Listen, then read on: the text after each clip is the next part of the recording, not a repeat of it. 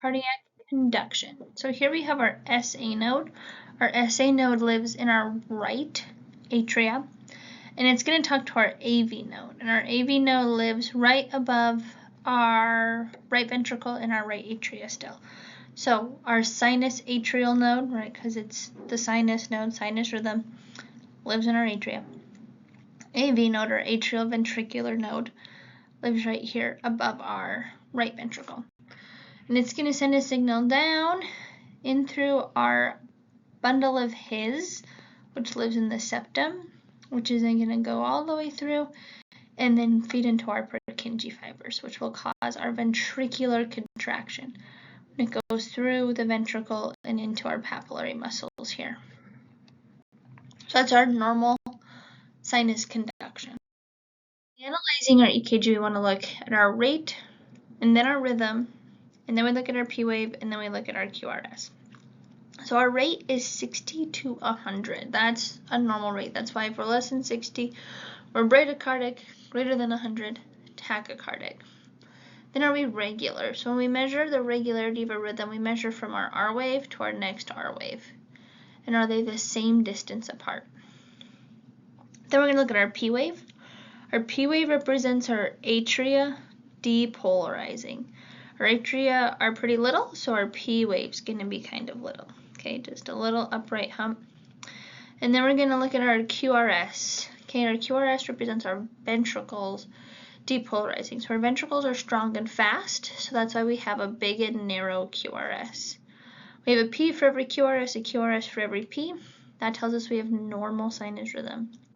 And then our T wave represents repolarization of our ventricles.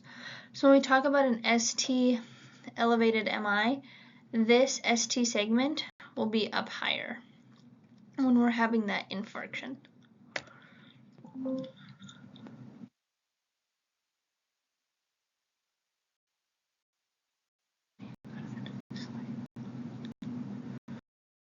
Normal sinus rhythm. So if we look, our rate 1, 2, 3, 4, 5.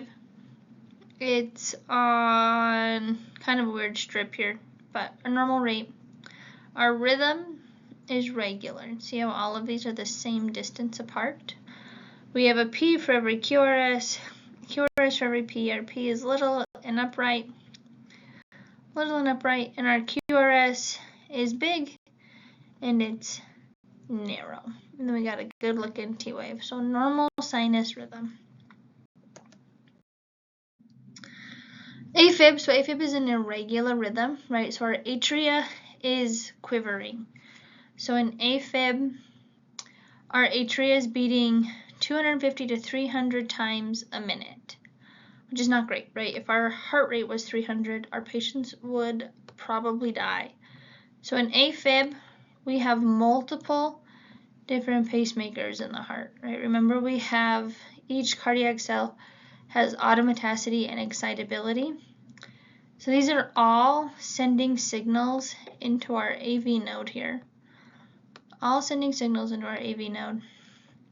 And then our AV node has to decide which ones it's going to let through. All right, it's not letting through all of them because otherwise our heart rate would be 250 to 300. So it's acting as like our gatekeeper. These patients have a high risk of blood clots because we have pooling of the blood when we have this kind of quivering of our atria. Then we also have a reduced cardiac output. When our atria normally contracts, it produces about 20% of our cardiac output, right? When it contracts, a good amount of blood enters the ventricles, which then goes from the ventricles to our body. In AFib, we lose that atrial kick. That's why a lot of patients who have new AFib might come in with like dizziness, syncopal episodes. They're falling at home. Treatment, right? Assess our patient and our health history. Have they had AFib for multiple years, or is this new? That's going to determine our treatment. Okay, if it's old AFib, we might do some rate control, right, to help keep that heart rate below 100, and then anticoagulants to help prevent any blood clots so they don't get a stroke. new onset AFib, we can try to cardiovert them, so try to put them in a regular rhythm, which we can do with medications. Adenosine is one, so adenosine is a medication that we push really fast. It has a half-life of less than like 10 seconds. It's going to actually stop the heart, and then because it has that quick half-life, we're able to restart again. So we're kind of turning it off and turning it back on. Amiodarone is a kind of like a potassium channel blocker, so it's going to slow the heart down. It's really good for those dysrhythmias. And then diltiazem, which is one of our calcium channel blockers, kind of the same idea. Slow that heart rate down and hopefully get it to convert. We can also cardiovert with electricity, so we use this with like our defibrillation pads. All right, we're going to synchronize cardioversion, so we sync our defibrillator to the R wave on our EKG. Oh, that's a really bad one. Okay, our R wave, sync to it, and then we're going to shock right on top of that R wave. Turn it off, turn it back on again is the goal. So here's an idea of what AFib looks like. So this is our normal sinus rhythm here. This guy, right? SA to AV through our bundle of His into our Purkinje fibers. On this side, we have an abnormal electrical pathways, right? We have all of these sending a signal to our AV node. In AFib, sometimes you'll hear that they don't have a P wave, but they do. There is a P wave, okay? We have action in the atria, so we're going to have a P wave. It's just going to be this little squiggle, though. It's going to be fibrillating, right? Because we're atrial fibrillation. And then our QRS from our AV node sending down and talking to our ventricles. So here's another 12 lead of AFib. So you can see how it's irregular. We have little squiggles for P waves. Okay. Some of our lethal dysrhythmias.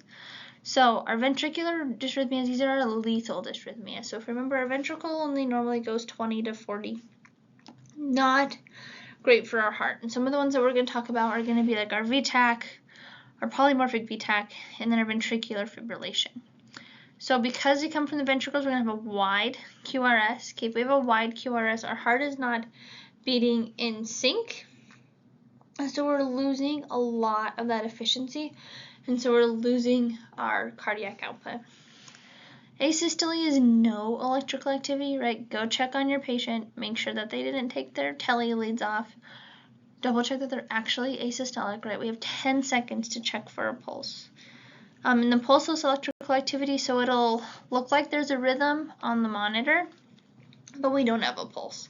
So in this case, right, our electricity is working, but our plumbing is not. So here's what they look like. So this is our monomorphic VTAC. So monomorphic VTAC means they all look the same. All right, VTAC, we check for a pulse. If we don't have one, we start CPR. They might have a pulse with this. They're not going to for very long.